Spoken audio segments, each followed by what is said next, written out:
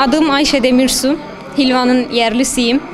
Hacı Mehmet Selim Kur'an kursunda görev yapıyorum. Hala müftülüğe bağlı çalışıyorum.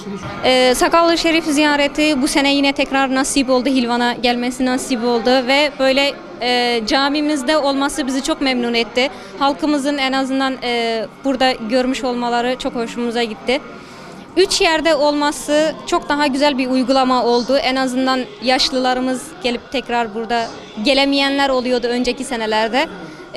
Bu sene böyle ayrı yerlerde ve özellikle bizim camimizde böyle sergilenmiş olması bizi onurlandırdı. Resulullah Aleyhisselatü Vesselam'ın sakallı şerifini burada görmek bizim için gerçekten büyük bir şeref. Onu tamamen heyecanlarına bağlıyoruz.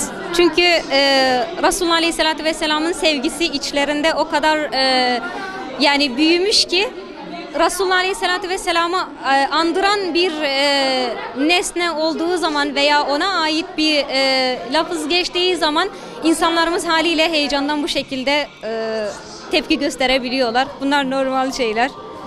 Zaten başta Resulullah Aleyhisselatü Vesselam'ı anlamak için onun birebir sünnetiyle yaşamak lazım. Allah-u Teala yani bizlere bir Kur'an gönderdi, onu açıklayan bir elçi gönderdi ve veda hutbesinde de Resulullah Aleyhisselatü Vesselam buyuruyor ki sizlere 2 emanet bırakıyorum. Bu 2 emanete sımsıkı sarılırsanız delalete düşmezsiniz.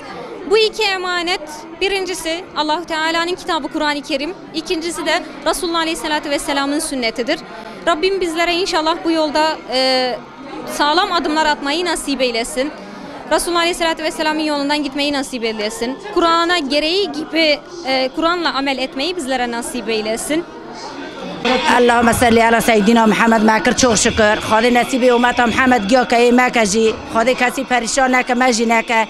Ey ciye denk da derx feralği ey fer nekhatine. Giyo der riya dorg ke.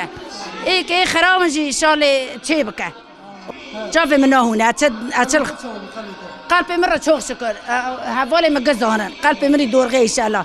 Meri lisana ki benri ki hali xarab da ki hester de çafe ta da varın. Tamam.